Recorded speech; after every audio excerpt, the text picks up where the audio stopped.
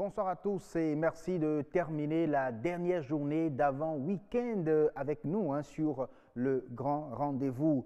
Le Grand Rendez-vous va se dérouler en 4 plateaux avec le journal qui viendra à 19h45 minutes exactement.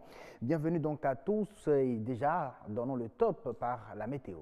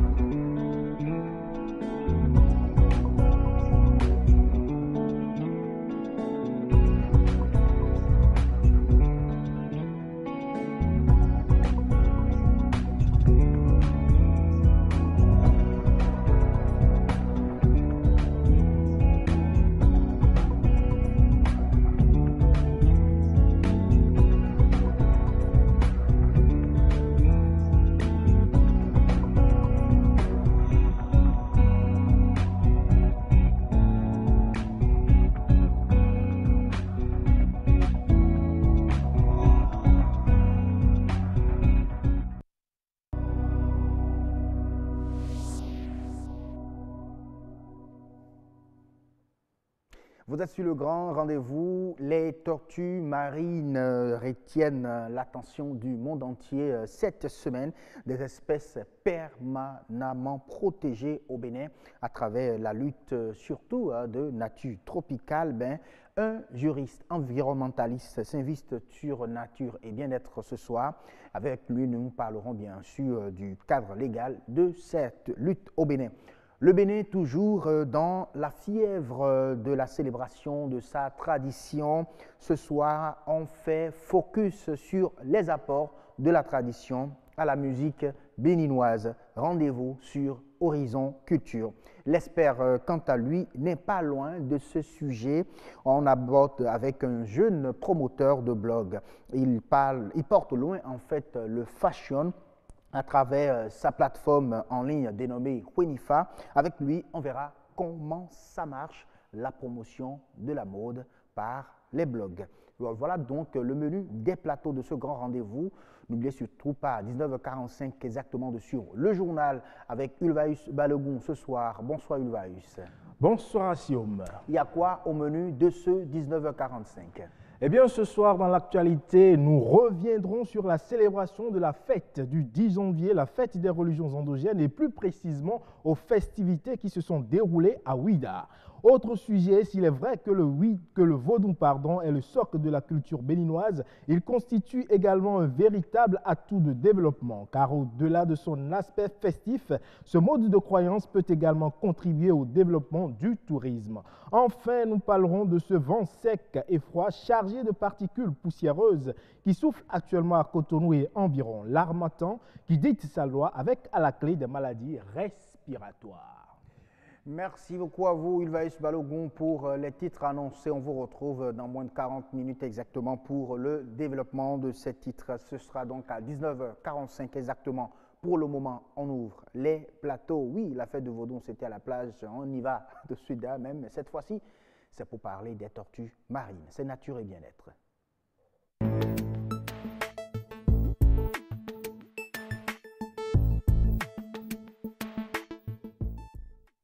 On peut le dit, hein, que c'est la semaine des tortues marines. Le monde entier a focalisé, bien sûr, son attention sur ces espèces marines. On a le temps de parler de ces espèces.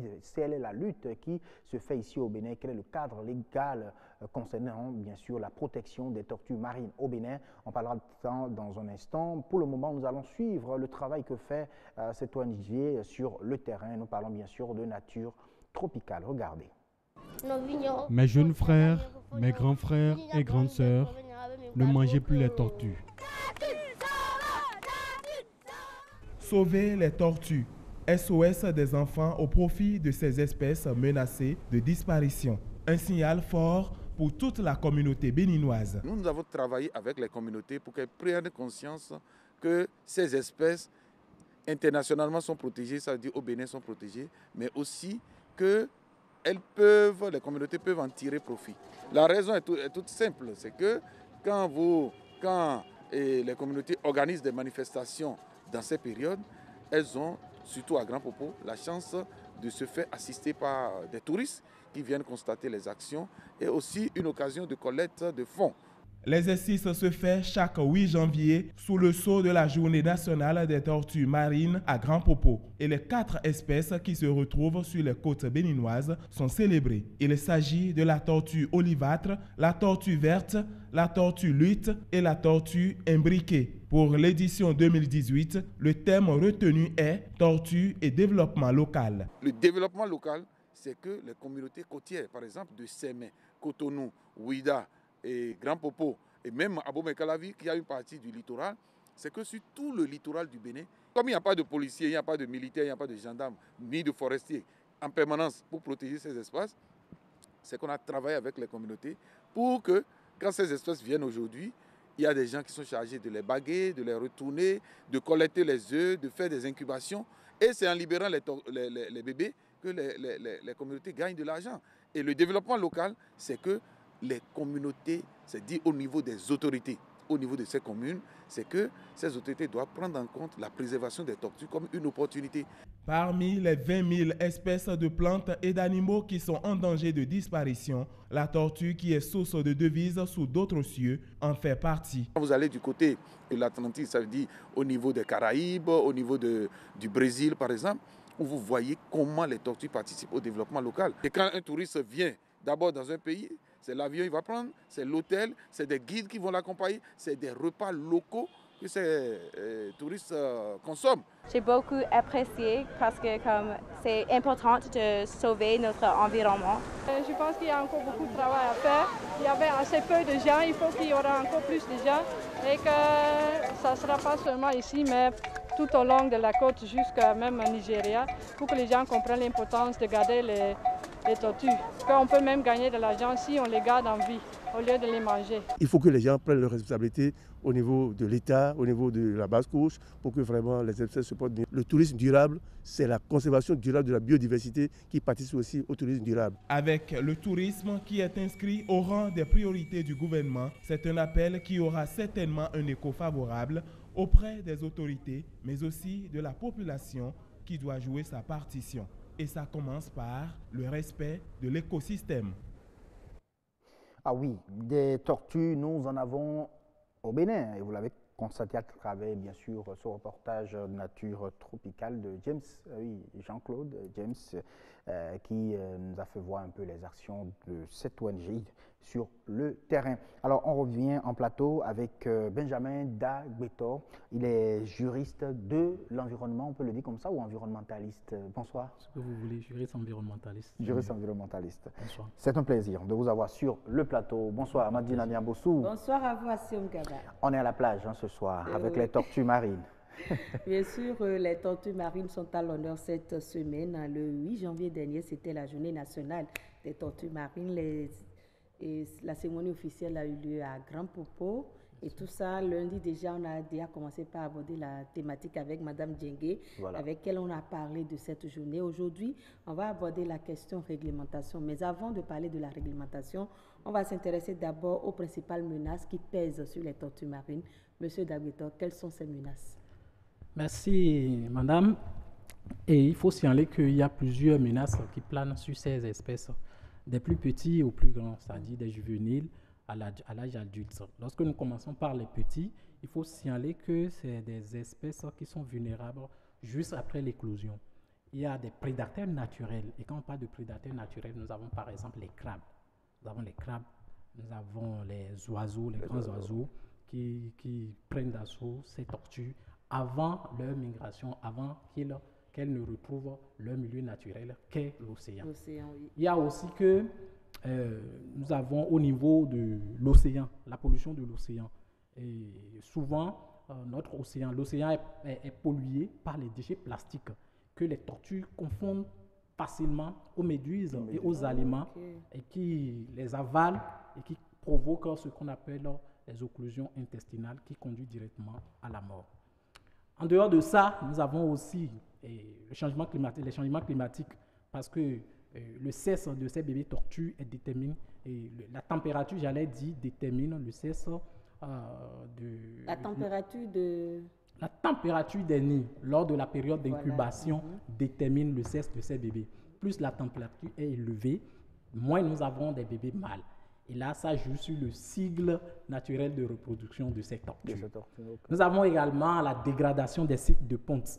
Nous avons aussi l'urbanisation galopante et anarchique de nos côtes et qui influence négativement sur la reproduction de ces tortues parce que c'est les côtes qui constituent des nids pour la reproduction.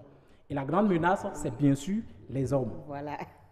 C'est les hommes qui veulent tout manger. Il paraît que la viande de tortue, elle est délicieuse. Ah, moi, je ne sais pas. Vous n'en avez jamais mangé? Moi, je n'ai jamais mangé. Parce que c'est une espèce intégralement protégée par les conventions, protégée par la loi. Et du coup, on ne sait pas pourquoi les populations s'adonnent à ça. Et sur les plages, vous allez constater que les gens ramassent les œufs. Ils ramassent non seulement les œufs, ils commercialisent la viande, ils commercialisent les carapaces, ce qui est contre la réglementation en vigueur au Bénin. Il y a aussi plusieurs menaces qui planent sur ces espèces. On ne peut pas tout citer ici. Et quand vous parlez de législation, quelle est la législation à la matière sur le plan international et au Bénin en particulier? Parlant de législation, il faut signaler que le Bénin a manifesté sa volonté de protéger ces espèces en ratifiant beaucoup de conventions. Je peux citer quelques-unes. Nous avons la convention CITES, qui est la convention sur le commerce international des espèces de faune et de flore sauvages menacées d'extinction. C'est une convention qui inscrit à son annexe, à l'annexe 1, les espèces qui sont menacées d'extinction, comme le dit la convention même. Et donc, la commercialisation, la capture de ces espèces est intégralement interdite sur le territoire national. Nous avons aussi les espèces, comment on appelle, la convention sur la conservation des espèces migratrices. Parce que, comme vous le savez, les tortues n'ont pas de nationalité. Oui. C'est des espèces qui migrent à travers des milliers de kilomètres. Oui. Nous avons Nature Tropicale à baguer des tortues marines ici qui se sont retrouvées de l'autre côté à des milliers de kilomètres ici. Ouais. Donc, ce n'est pas un patrimoine. Ça n'appartient à personne. Ça n'appartient à personne. Ce n'est pas un patrimoine du Bénin. Et donc, en vertu de ces conventions, le Bénin se doit de les protéger toutes les fois que ces tortues se retrouvent au niveau de nos côtes. Voilà en quelque sorte ce que je peux dire par rapport aux conventions. Mais au plan interne, nous avons un arsenal juridique puissant, commencé par la Constitution, en son article 27, qui dispose que toute personne a droit à un environnement sain, satisfaisant et durable. Il y a le devoir de le défendre. L'État veille à la protection de l'environnement. Cette disposition nous rappelle à tout citoyen son devoir. Ce n'est pas optionnel, c'est un devoir. Et chacun de nous est débiteur de la protection de ces espèces. Alors, comme quoi, à part les conventions internationales ratifiées par le Bénin, il n'y a pas une loi spécifique qui protège les tortues. Il faut parler d'abord de la convention, c'est la loi fondamentale. Il faut parler de la Constitution, qui est la loi fondamentale. Nous avons des lois spéciales. En l'occurrence, la loi 2002-16 du 18 octobre 2004 portant régime de la faune en République du Bénin. C'est une loi vraiment répressive. La peine maximale prévue par cette loi, par exemple, elle est de 5 ans. Lorsque vous allez au Cameroun, la peine maximale prévue par leur loi faunique, elle est de 3 ans. Au Gabon, par exemple, la peine maximale, je crois, c'est de 6 mois. Mais au Bénin, c'est de 5 ans. Et cette peine peut être doublée ou triplée selon les circonstances. Donc, nous n'avons pas si je peux le dire, un problème de test, mais c'est l'application qui pose Voilà, c'est l'application qui pose réellement problème, puisqu'on constate toujours que les populations continuent de tuer les tortues, de ramasser les œufs, malgré toute cette loi, ces lois qui existent. Oui, au fait, il ne suffit pas de ratifier des conventions, de voter les lois. Comment mettre alors en application ces différentes lois qui existent? Il faut d'abord les vulgariser.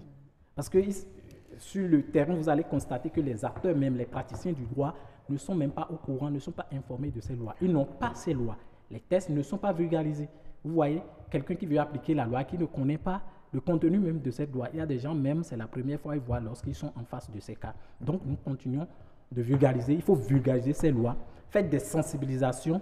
Former les magistrats. Sous d'autres cieux, vous avez des magistrats qui sont spécialisés dans la question relative à l'environnement, des infractions concernant l'environnement, des spécialistes. Donc, nous devons aller à ça. Et il n'y en a donc pas au Bénin? Non, nous n'avons pas de spécialistes. Il y a des magistrats qui s'intéressent à cette problématique. Mais un spécialiste en bonne et due forme, nous n'en avons pas encore. Nous n'en avons pas encore. Mais il s'essaie quand même. Mais vous avez parlé cette fois-ci de la dégradation des nids de ponte. Est-ce que la loi ne protège pas ces espaces-là? Oui, c'est le problème qui se pose. Pour le moment, nous n'avons pas des espaces comme marines protégées, des aires marines protégées. C'est la question qui se pose. La question des aires marines protégées.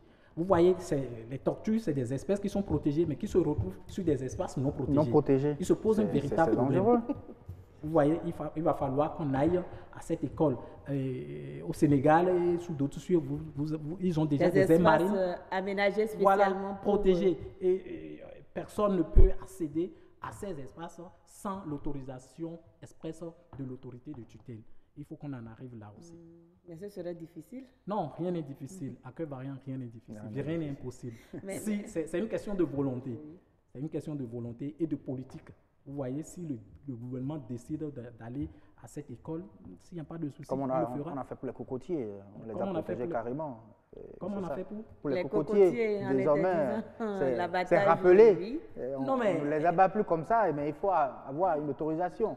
Il va falloir le faire pour ces espaces, ces nids de ponte là, de ces tortues. Oui, c'est ce à quoi nous aspirons, c'est ce que nous voulons surtout. Mais il ne suffit pas d'interdire. Quel est le suivi qui est fait? Voilà, vous avez dit tout à l'heure qu'il est interdit d'abattre ces cocotiers, mais prenez la route des pêches et vous allez constater. Non, mais la décision est sortie il n'y a pas longtemps, donc on a quand même... Vous pouvez me dire que depuis que la décision est sortie, les cocotiers ne sont pas abattus sans autorisation? C'est là le problème. C'est ça le véritable problème. Alors. Voilà. Mais il faut dire déjà que comme la mise en application de ces différentes lois pose problème, il y a quand même des éco-gardes qui veillent à la protection de ces tortues marines qui viennent sur nos côtes pondre et repartir en baie. Oui, bien sûr, il y a des éco-gardes qui travaillent sur qui travaillent, mais il faut dire qu'ils ne sont pas en nombre, ils sont en nombre limité et on est obligé de sensibiliser les populations aussi pour aider ces éco-gardes à sauvegarder. Merci beaucoup à vous, M. Daguito. Merci Amandine Aniambossou. Merci à vous, chers téléspectateurs, de continuer bien évidemment cette émission avec nous. C'est avec grand plaisir que nous allons recevoir cette fois-ci Aristide Agondanou. Avec lui, nous parlons bien sûr des traditions, des apports de la tradition à la musique béninoise. C'est sur Horizon Culture.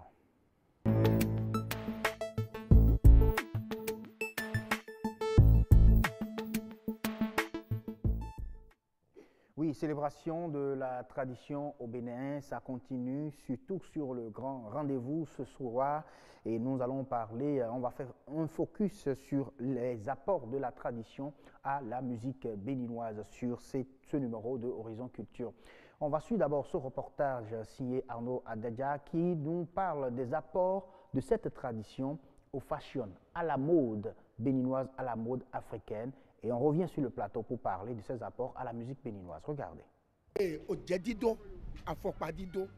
Les perles, les chaussures, les parures ou tout autre effet de l'ordre du vestimentaire vaudou, n'importe qui ne pourrait les utiliser.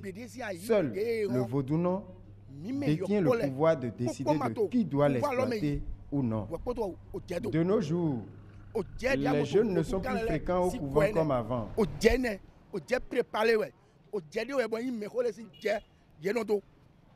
Ces perles que vous voyez sont préparées lors des rites initiatiques depuis le couvent.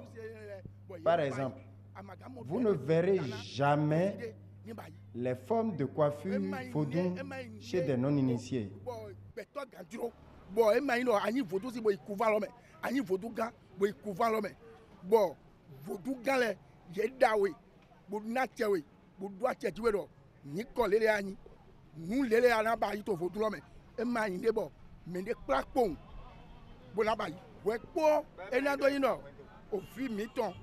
Et encore, l'exportation à but culturel de ces attributs, soit par nos enfants ou soit par quiconque, n'est pas chose automatique.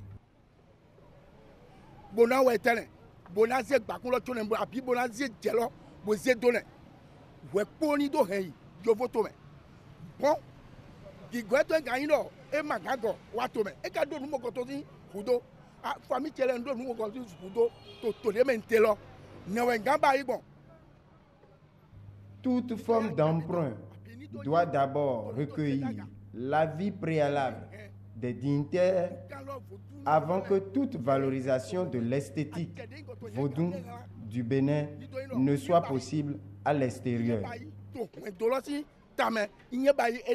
Effectivement, il y a certaines productions artistiques précises qui nous font penser au vaudou, c'est vrai. Moi, je me rappelle, il y a quelques années, je suis venu acheter quelques masques ici et je suis tombé sur certains spécimens qui sont effectivement qui reflètent vraiment le vaudou dans ces entités et dans certaines parties de notre pays. Et moi, ça m'a particulièrement marqué et je les ai achetés, ces œuvres-là. Donc le vaudou peut être effectivement un marqueur. Mais bon, je ne pense pas que ce soit le seul. C'est aussi la manifestation de beaucoup d'autres choses. C'est l'âme du Béninois, c'est la convivialité, c'est beaucoup de choses. Le Bénin a une énorme richesse, un gros potentiel au niveau de tourisme. Comment mettre en valeur le patrimoine béninois qui est extrêmement riche, qui, je dirais même, est sûrement un des plus riches d'Afrique, si vous ne vous investissez pas avec le sourire, avec le plaisir de raconter votre histoire et votre culture. Or, dans la plupart des pays, tous les pays, le client est roi. On l'accueille avec le sourire, on lui dit bonjour, on est derrière lui, on lui demande ce dont il a besoin, on l'accompagne. Et comme ça, on a envie de revenir. On a été bien servi, on a été bien accueilli, on revient. Et ça, c'est quelque chose que les Béninois ont un gros travail à faire sur ça. Aristide Agondano, bonsoir. Bonsoir. Musicien, formateur, agent d'artiste également. Tout à fait. C'est un plaisir de vous retrouver sur ce plateau. On a suivi dans ce reportage tout à l'heure que la culture vaudou a été identifiée un peu dans le fashion. On a constaté qu'il y a des emprunts de cette culture-là au niveau du fashion. Mais est-il évoqué également sur le marché de la musique? Tout d'abord, mes meilleurs voeux de bonne année à tous les journalistes, voilà, à tous les techniciens de BB24. Revenons à la question. La culture et la tradition sont inséparables. Ah oui. C'est inséparable. Et le Bénin est le seul pays africain qui a été influencé, dont la musique a été, la tradition a été influencée au niveau musical. Et c'est ça d'ailleurs qui reflète la diversité de notre style de musique au Bénin. Là, on a du mal à parler d'une seule musique au Bénin. Pourquoi? Il y a l'influence d'abord du vaudou et l'influence de la période traître et négrière au Bénin. Et ça, tout ça là, ça a permis une richesse incommensurable au niveau de la musique. Si vous prenez le tchenkoumen, oui. Le tchenkoumen, on peut le jouer en plusieurs manières. Pur, traditionnellement pur, et aussi avec ce que le roi Toron Stan a créé, et qui est le tchenk system, où il a fusionné le tchenk traditionnel avec des instruments modernes Et quand tu analyses, tu as le funk dedans. Si tu analyses le Cheng system, tu as le funk dedans. Et je dirais toutes les musiques du XXe siècle qui se trouvent à l'international, aux États-Unis, ont été influencées par le vaudou, par la tradition du Bénin. Vous voulez dire également qu'à travers l'esclavage, il y a une partie de cette tradition-là qui s'est retrouvée musicalement. Musicalement, aux États-Unis, dans les pays, dans les Caraïbes, Cuba et autres. Et même quand on parle du jazz, tu as la couleur béninoise, tu as la couleur du Dahomey, tu as la couleur de notre tradition, tu as la couleur des chants rituels qui se trouvent. Et certes, dans l'ancien temps, il n'y avait pas l'écriture, mais on utilisait la musique pour garder les rituels. Par exemple, les sorties d'enfants, pour la cérémonie rituelle, pour la sortie d'enfants, oui. Il y a des rudiments qu'on utilisait, des matières qu'on utilisait pour... Lesquelles, par exemple? Par exemple, de l'huile rouge, de l'iam, du manioc et autres, là. Mm-hmm. Mais pour que la génération future puisse garder ça, on mettait ça en chant. Ok. Tu vois, ils ne pouvaient pas écrire. Mais dans les familles, il y a ceux qui peuvent composer. Donc, ils composent la musique en utilisant ces matières qu'on utilise pour la sortie d'enfants. Dans des familles, ils utilisaient ça en chant. Et quand c'est difficile d'oublier une chanson, hein, on peut oublier un texte, mais c'est difficile d'oublier une chanson. C'est pas facile. Donc, ça permettait aux générations futures de garder. C'est une manière où nos ancêtres, c'est une manière de garder, de conserver les rituels. Donc, on utilisait la musique pour telle cérémonie, dans le goût, dans le dent et autres. Mm. Et tout ça là, ça reflète, ça enrichit notre patrimoine culturel. Musique. Mm. Et il faut être heureux d'être Dahoméen, d'être béninois, parce que tout d'abord, quand tu vois le comportement des Béninois, on sent la tradition, quel que soit là où ici il est du nord ou du sud. Et tout cela, il faut qu'on essaie de travailler là-dessus. Alors, on a constaté, vous l'avez expliqué, oui. Que notre tradition a donc apporté beaucoup de choses à notre musique. Mais qu'est-ce qui fait que cette musique peine à se retrouver sur le marché, sinon à s'imposer sur le marché international aujourd'hui? Oui, pour l'imposition, il y a plusieurs qu'on appelle paramètres.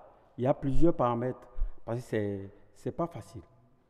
Je vous assure, pour qu'un pays même puisse émerger, s'affirmer sur le plan international, il faut une communication de masse. Il faut une communication. Il faut qu'on crée des grands événements qui attirent le monde vers le Bénin. Est-ce que ce n'est pas parce que, on jette du discrédit sur la culture vaudou, du coup, les Béninois n'ont pas envie de communiquer là-dessus pour montrer en réalité que ce vaudou-là a apporté beaucoup à la musique et ça se retrouve également chez eux à l'international? Vous savez, n'importe quel métier, il y a des accidents de métier. Okay. Tu vois?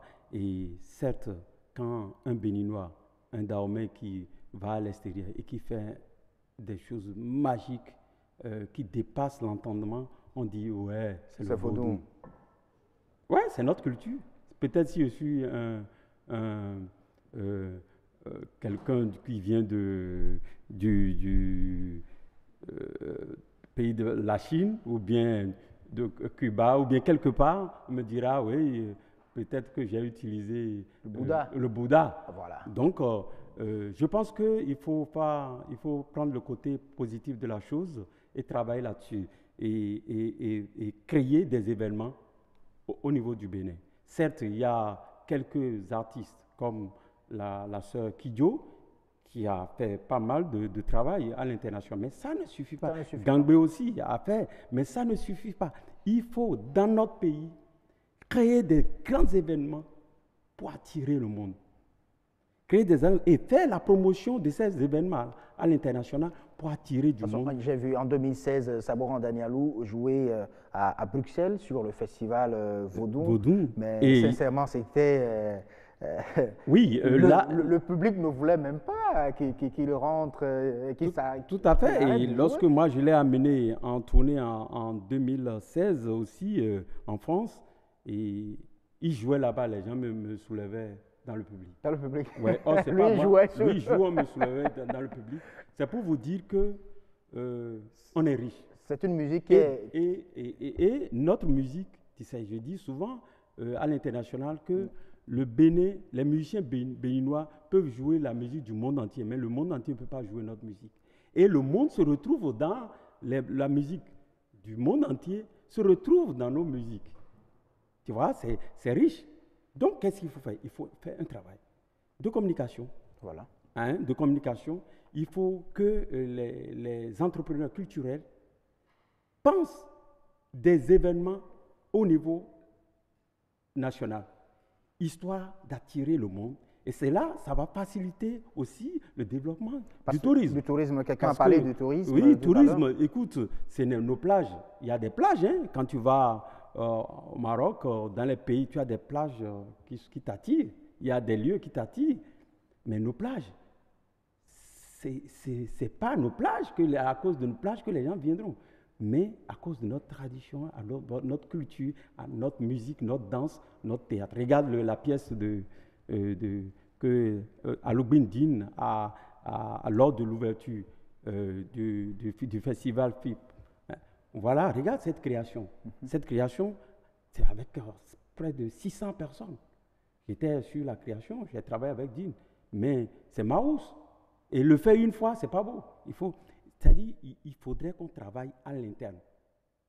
Bien vrai, pendant plus de 20 ans, moi j'ai travaillé à l'international, mais je me suis dit qu'il est important de créer des choses au Bénin pour inviter le monde vers le Bénin. Et ça, quand quelqu'un qui vient sur un festival de musique ou bien de théâtre, il va se dire, ah là, je vais aller au nord pour voir, pour me promener un peu. Il va faire du tourisme. Il va faire du tourisme. C'est comme je veux pêcher du poisson. Je jette un peu de nourriture dans l'eau, et puis pour attirer les poissons, ils vont venir. Tu jettes du miel, tu auras des fourmis et tout. C'est là, il faut penser à ça. Commencez par travailler à l'intérieur pour que les gens viennent. Quand ils viennent, ça va développer notre économie. Il faut penser à ça. Merci. Vous avez, tu vois, voilà, Siao, ils ont Siao. Il y a Dakar, Siao à chose. Il y a Fespaco, tout le reste. Au Burkina. Et je vous dis, tout ça a été pensé par les Béninois. C'est dommage pour le Bénin. Merci beaucoup à vous, Aristide Agodano, pour toutes ces explications. On comprend tout simplement que la culture, sinon la tradition, en a apporté beaucoup à notre culture. Il faut donc communiquer autour de cela pour que le monde entier puisse venir au Bénin, puisqu'on a de quoi attirer le monde entier sur le Bénin. Merci à vous. À très bientôt. Merci beaucoup. Allez, le grand rendez-vous va continuer cette fois-ci, oui, pas très loin du sujet qu'on vient d'aborder. Nous allons parler cette fois-ci de mode promue, voilà, cette fois-ci par les médias en ligne et précisément le blog. C'est sur la rubrique Expert.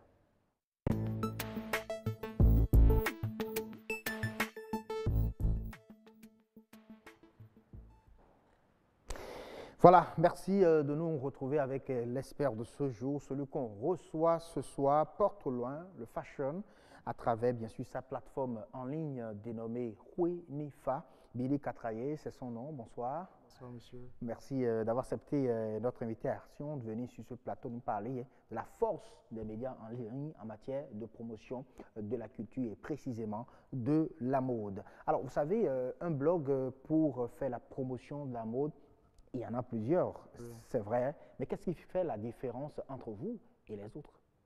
Ce qui fait la différence entre moi et les autres, c'est que j'ai partagé mon blog en plusieurs domaines, c'est-à-dire en plusieurs mondes. Il y a une partie où je parle de la mode, il y a une partie où je parle du développement personnel. Ah oui. Et il y a une partie où je parle d'à propos de moi. C'est à propos de moi, je mets précisément le blog. C'est celui-là, je parle du blog, au fait. Oui, le blog à propos de vous, moi, à propos de moi, c'est quoi? À propos de moi, c'est quand je parle de ma vie, quand je parle de comment j'ai commencé, mes débuts, tout ça, tout ça. Et ça fait partie des messages concernant le développement personnel aussi, c'est ça? Ça fait partie. Alors, vous amenez les gens à voir à travers votre parcours pour pouvoir également réussir. C'est cela en réalité? Voilà. C'est quoi? Alors, comment ça marche en réalité, Wenifa? Expliquez-nous un peu les différents. Comment ça marche? C'est d'abord, j'essaye d'écrire, j'essaye de voir d'abord un thème que j'ai vécu d'abord et après j'écris. Après avoir écrit, j'essaye de corriger les fautes et j'essaye de faire des photos, des photoshooting pour pouvoir rentrer dans le thème.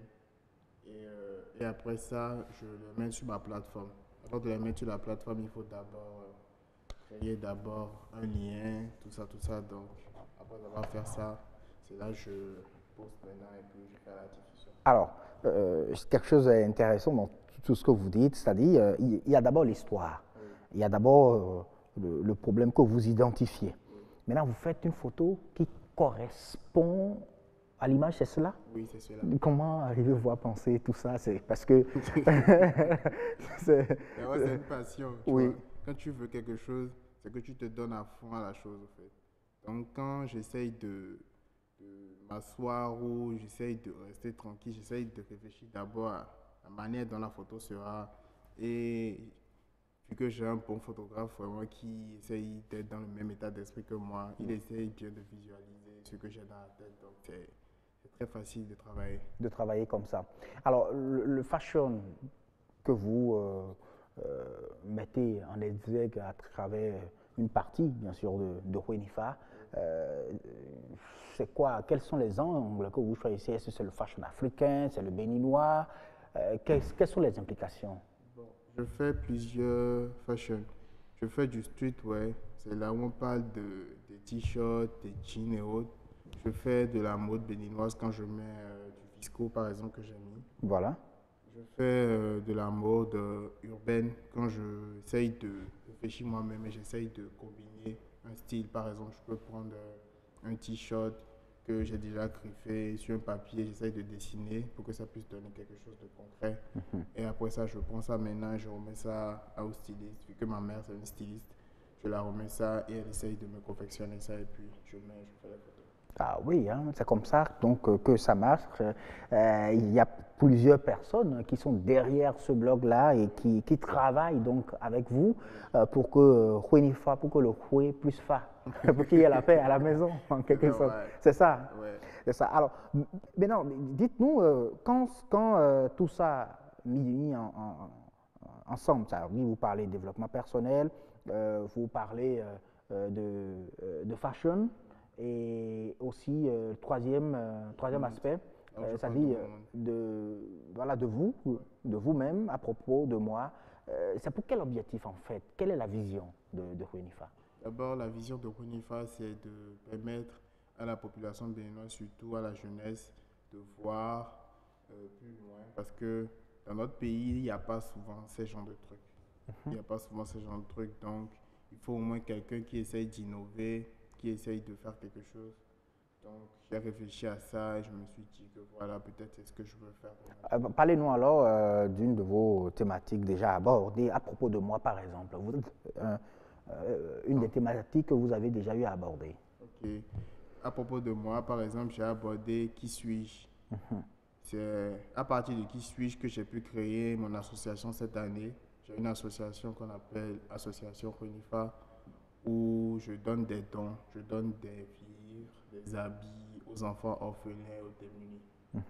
Et à propos de Qui suis-je, c'est que j'ai parlé de moi, comment j'ai grandi, comment j'ai pu créer mon blog, les difficultés que j'ai eues. Dites-nous un peu comment vous avez grandi, puisque moi je ne suis pas encore allé visiter Wenifa.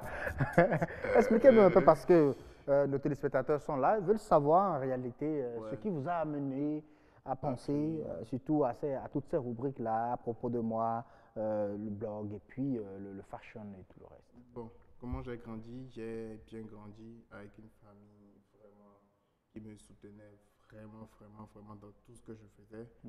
Et c'est surtout, je vais dire, l'école qui m'a permis de créer mon blog. Parce qu'à l'école, bon, tout le monde voulait se montrer, tout le monde voulait montrer que voilà, je suis boss.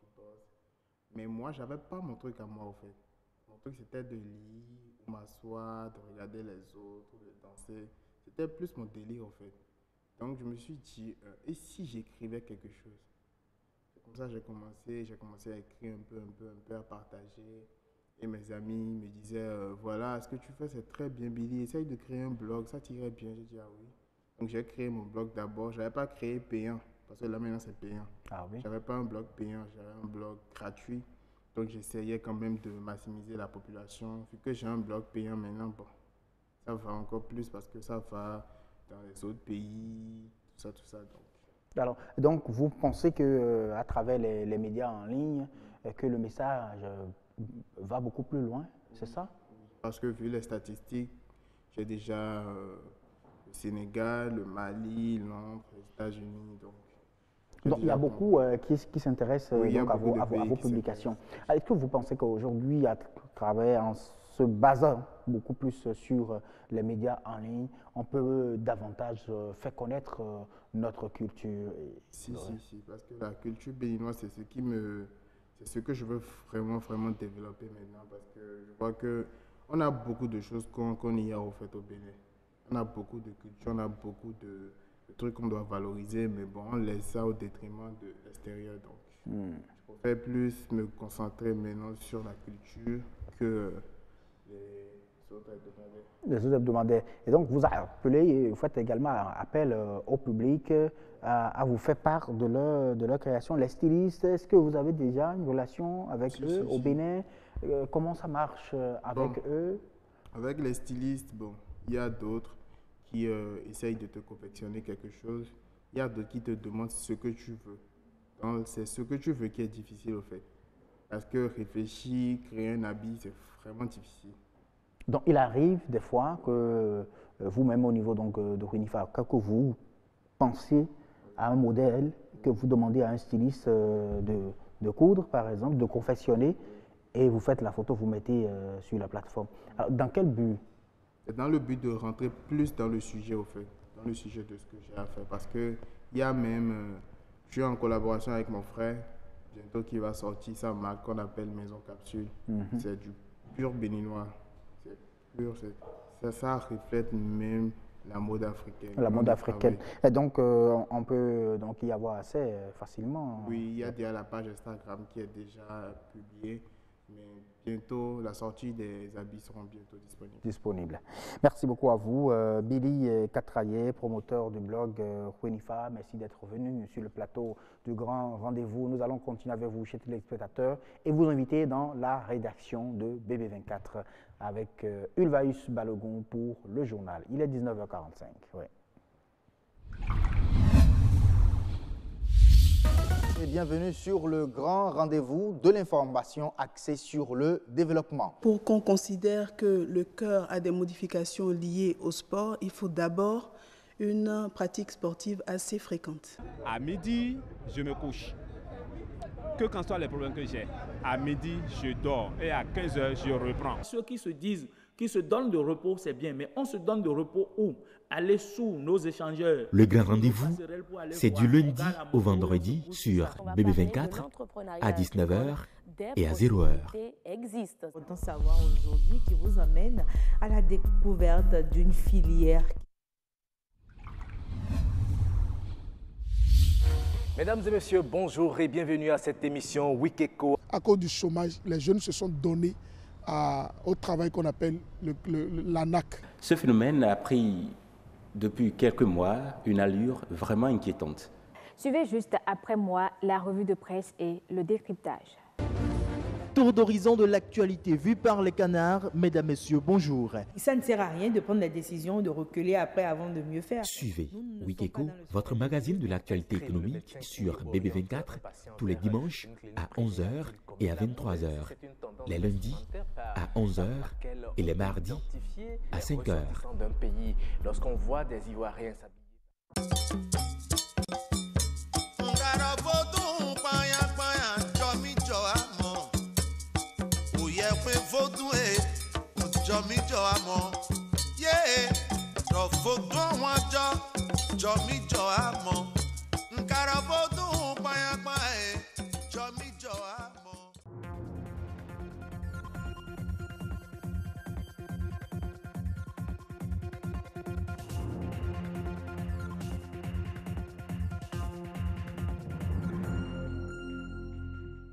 Bonsoir à toutes et à tous. Merci de préférer BB24. Voici les titres de cette édition. Le Bénin perpétue une riche tradition culturelle séculaire. Chaque 10 janvier est l'occasion de célébrer les religions endogènes. Cette année, une équipe de BB24 était à Ouidah. Socle de la culture béninoise, le vaudou est un véritable atout de développement. Au-delà de son aspect festif, ce mode de croyance peut également contribuer au développement du tourisme. Enfin, les Béninois sont depuis quelques jours constamment sous le coup de la poussière. L'harmattan dit sa loi et bonjour les maladies respiratoires.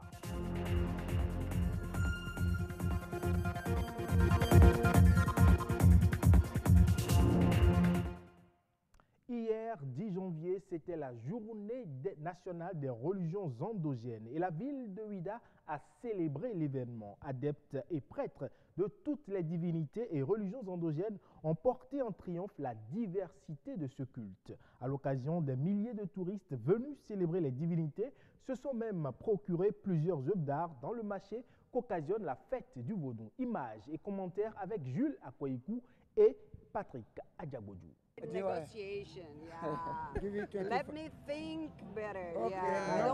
Négociation du prix d'une œuvre artisanale entre touristes américaines et artisans béninois. Marché conclu. Elle achète une girafe sculptée sur bois à 7500 francs CFA et paye en dollars. Francs CFA, 7500. En dollars, avec 15 dollars. L'artisanat traditionnel béninois s'est révélé aux touristes en visite à Ouidah. Une flopée d'objets d'art inonde le marché qu'occasionne la fête du vaudou.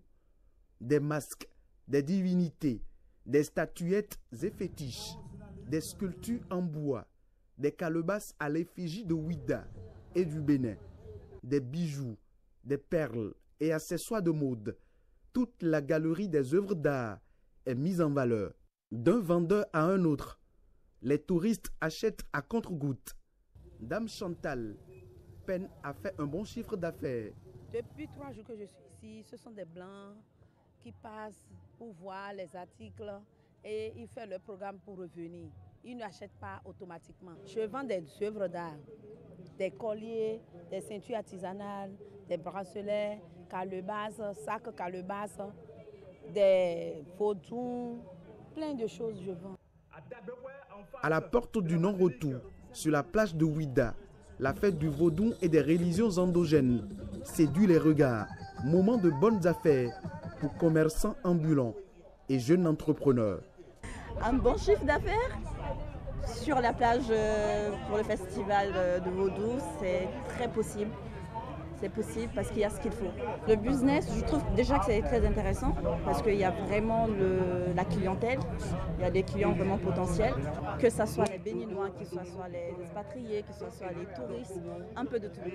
10 janvier à Ouidah, une nouvelle page de l'histoire de la fête du vaudou est écrite.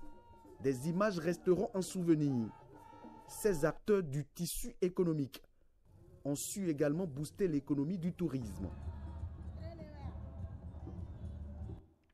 Au-delà de son aspect festif, et vous avez d'ailleurs pu le constater, le vaudou draine des curieux et des touristes par milliers. Et si le vaudou représente l'identité culturelle béninoise, mieux l'encadrer et mieux l'organiser lui donnerait une plus grande dimension touristique. C'est du moins ce que pensent Igor Ayosso, Jules Akwaïkou et Estelle Pazou.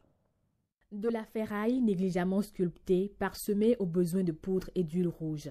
Une définition bien osée du vaudou, totalement maladroite et carrément en déphasage avec la réalité. Le vaudou au Bénin est l'essence du monde. Il a valeur culturelle et cultuelle. Aujourd'hui, tout le monde s'accorde à reconnaître que le vaudou est une religion monothéiste. Le Sakwata, le Rebioso, le Legba, tout ça, ce ne sont que des intermédiaires. Ce sont des esprits, des milliards d'esprits qui circulent dans le vide universel. Que nous, on va chercher, on met dans les représentations du bois, de la terre morte, on a tout ce que vous voyez, des représentations. Il y a des esprits, dans le couvent, il y a des esprits dedans. C'est pourquoi on l'appelle des représentations anthropomorphiques. Quel que soit le nom que les praticiens lui donnent, il est un constat que le vaudou reste et demeure objet d'intérêt, et cela au-delà même des frontières. Le vaudou aujourd'hui apparaît comme une curiosité pour certains peuples, les Européens notamment. Ils veulent comprendre.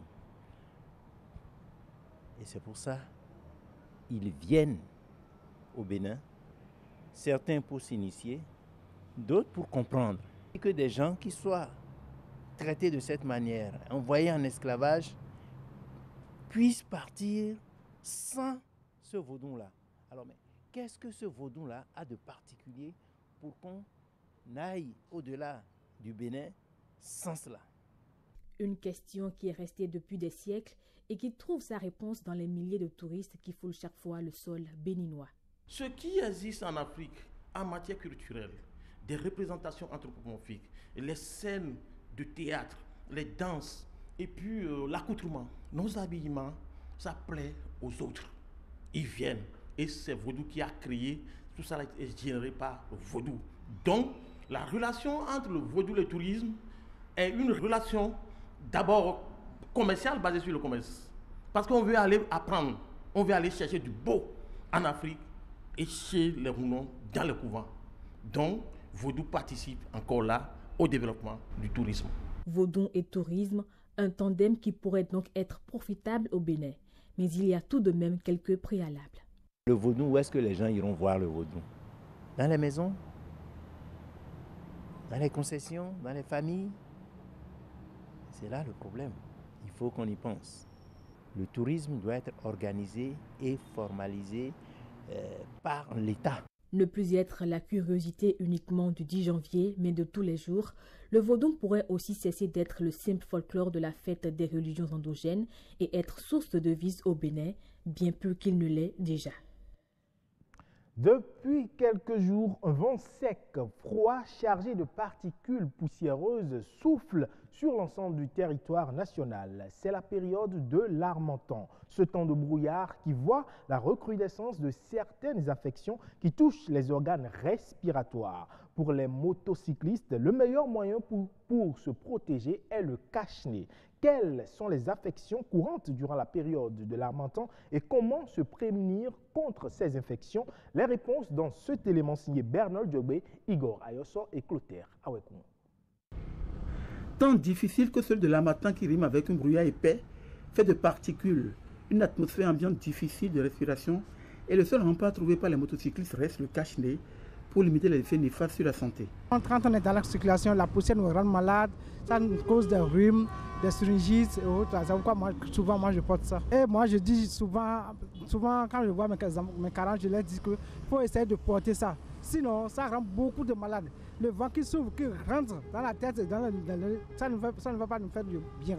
Donc d'essayer de porter ça. On vend ça seulement à 100 francs, à 200 francs. Parfois à la matin, si tu t'en vas, parfois ça, comment on appelle? Les lèvres sont sèches. Oui, les lèvres sont... Ça, sont sèches. Oui, sont sèches quoi. Et ça c'est fendu. Oui, et ça c'est fendu. C'est pour cela on protège la bouche aussi quoi. C'est pour éviter la poussière qui rentre dans nos narines là. Ça, souvent ça nous rend malade. Je dis à mes amis, ils aiment de prendre soin de ça là, que le cache-nez protège beaucoup. Ça fait qu'on ne tombe pas vite malade. L'Harmattan d'abord c'est la poussière et le cache-nez est nécessaire. Le cache-nez c'est au moins à couvrir les poussières, les odeurs, tout au moins à avoir sauvegardé la vie pour ne pas à chaque fois y aller à les hôpitaux. L'harmattan aussi, ça fait pour lui, bon, à ce que normalement, il faudrait que l'homme se protège au moins. C'est très pratique et c'est une très bonne attitude qu'il faut encourager d'ailleurs. Mais on ne peut pas utiliser les cache-nez, le même cache-nez chaque jour. Il faut changer. Elles sont nombreuses, ces affections nées de ce temps brumeux, presque de suffocation et de soufflement, affections touchant particulièrement les organes respiratoires, le visage et la peau. Les affections de type allergique, ce sont les plus courantes. On a en général le rhume, la toux et toutes les affections ORL, donc les otites, les laryngites, les pharyngites et consorts. Mais on a également des affections virales, parce que la période de l'harmattan permet le développement de certains virus. On a également des affections qui se surinfectent, donc des affections bactériennes. Vous allez voir que par exemple, les gens toussent, mais ce n'est plus des toux sèches, mais des toux productives avec un crachat jaune. Quant aux précautions à prendre pour traverser ce moment difficile de brouillard, de poussière et haute suspension de particules dans l'atmosphère, le médecin généraliste est clair. Précaution en général, c'est par rapport à vous et moi qui n'avons pas de problème de type allergique. Déjà par rapport à l'hygiène à la maison, il faut éviter la poussière. Comment éviter la poussière? C'est déjà balayer en mouillant le sol. Il faut mouiller le sol avant de balayer. Et il y a des précautions spécifiques maintenant par rapport à ceux qui ont des allergies ou qui sont susceptibles de développer des allergies. Qu'est-ce que nous voulons dire par là? C'est éviter tout ce qui est allergène. Qu'est-ce qu'on appelle allergène? Ce sont des aliments ou des éléments qui sont susceptibles de donner des allergies. La crevette, les arachides, l'ananas, la cajou, les fruits de mer et consorts. Un tour au Burkina Faso à présent où le gouvernement vient de baisser les prix du carburant à la pompe, soit une diminution de 20 francs CFA sur le litre du super. Mais cette baisse peine encore à être effective dans toutes les stations-service. Constat dans certaines stations-service et appréciation des Burkinabés, c'est à travers ce reportage. 677 francs CFA, c'est le prix du litre du carburant Super 91 avant la réduction de 20 francs CFA. Quelques heures après l'annonce, cette station située à proximité du rond-point des Nations Unies affiche toujours le même prix, 677. Un constat fait également par ce client. Ici, en tout cas, pas encore. Lors de l'augmentation, en tout cas, ça a été quand même immédiat. Dès le lendemain, seulement on a constaté ça, mais la baisse, là, on ne sait pas pourquoi ça traite quand même. Pour le gérant de la station, ces agents ne sont pas habilités à manipuler les pompes. Seuls ceux du ministère du Commerce et du Cobutam ont l'autorisation pour le faire. C'est Cobutam et le ministère du Commerce qui doivent passer faire les changements des prix. Nous ne pouvons pas manipuler le changement des prix. C'est une administration compétente pour ça. Donc, eux également, je pense qu'il doit y avoir un manque d'effectifs, sinon ils ne peuvent pas couvrir la totalité du territoire. Mais je sais qu'au plus tard demain, les prix seront changés à la pompe. En attendant les agents de Cobutam et du ministère du Commerce, la station, elle, fait de bonnes affaires. Nous restons toujours dans le même endroit, mais cette fois-ci avec une autre station. Ici, les pompes affichent les nouveaux prix. 657 francs CFA pour le sans-plomb et 571 francs CFA pour le diesel. Alors, comment comprendre que ces deux stations situées côte à côte à moins de 50 mètres affichent des prix différents? En attendant la réponse et la normalisation des prix dans toutes les stations, les citoyens apprécient cette baisse de 20 francs CFA. Moi, ça vaut mieux que rien en tout cas. Moi, je pense même qu'ils vont toujours faire un effort d'ici là. Ça va beaucoup nous arranger, quoi. C'est salutaire, c'est une bonne chose. Bon, on sait que la situation est un peu difficile pour le gouvernement, c'est déjà pas mal. Bon, s'ils peuvent faire encore mieux, ça sera pas mal. Cette baisse est la bienvenue. S'ils peuvent encore faire des efforts pour encore baisser, en tout cas, ça allait nous arranger. Du quartier Amdalaï à Paspanga jusqu'à Dapoya, plusieurs stations ne sont toujours pas réglées sur le nouveau prix. C'est dire que les agents de Cobutam et ceux du ministère du Commerce ont beaucoup à faire. C'est tout pour cette édition. Merci pour votre aimable attention. Prenez soin de vous. Le grand rendez-vous se poursuit. Oui, merci beaucoup à vous, Ulvaeus Balogun, pour la présentation du journal. On va se retrouver certainement vendredi ou jeudi prochain pour d'autres éditions, toujours sur le grand rendez-vous. Avec vous, chers téléspectateurs, nous vous donnons un grand rendez-vous, cette fois-ci sur la toile, l'ActuWeb.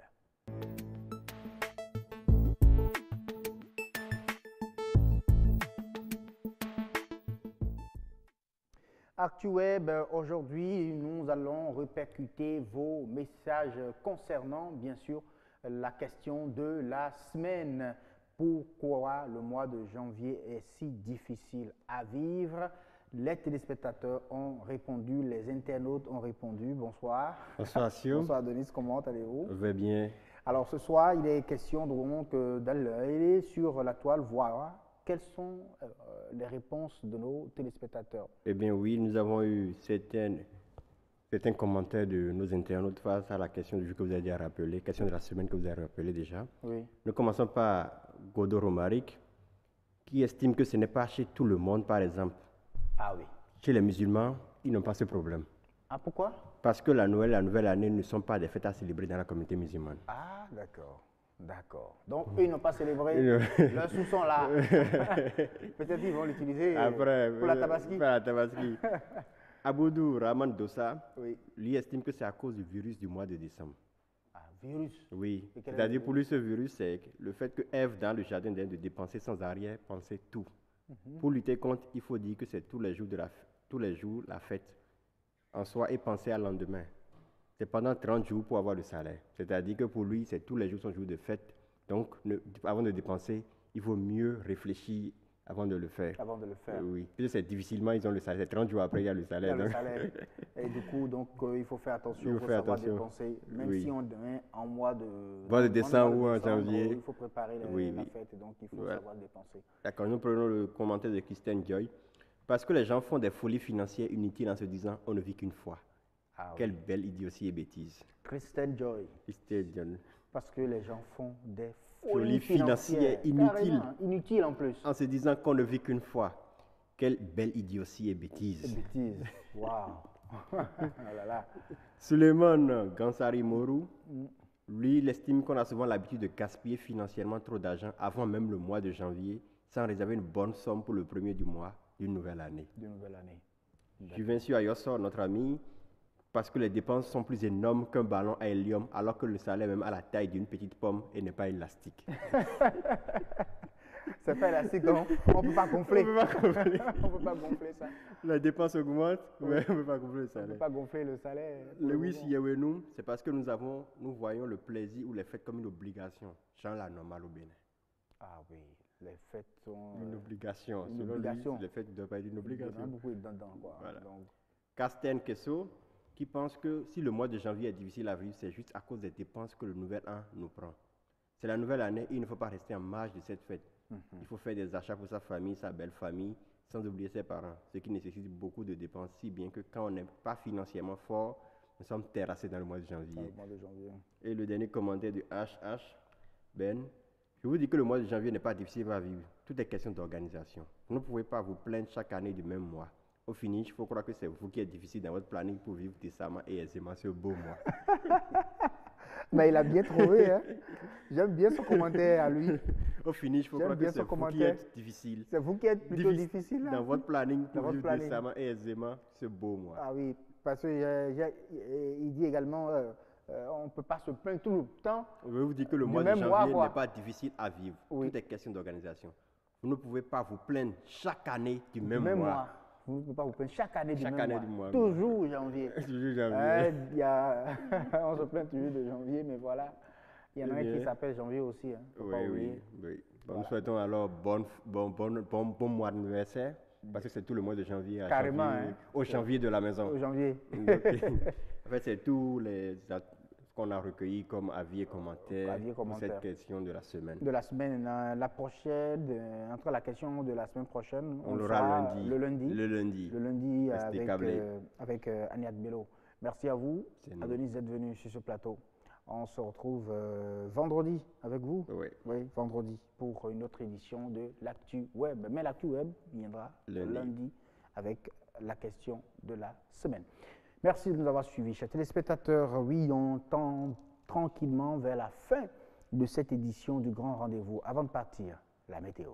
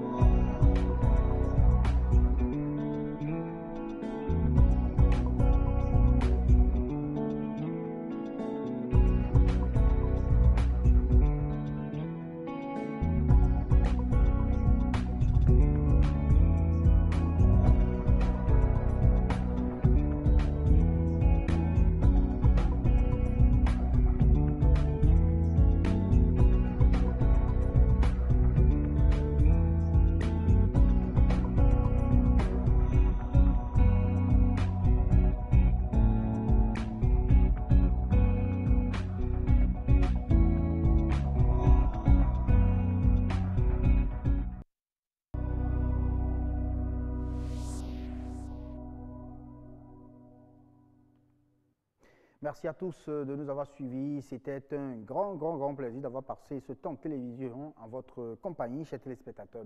C'est le week-end qui s'annonce. Donc ainsi, pas d'excès, s'il vous plaît. Oui, car en toute chose, c'est nuisible, l'excès. Portez-vous bien et rendez-vous 19h lundi avec Agnès Bello. Ciao.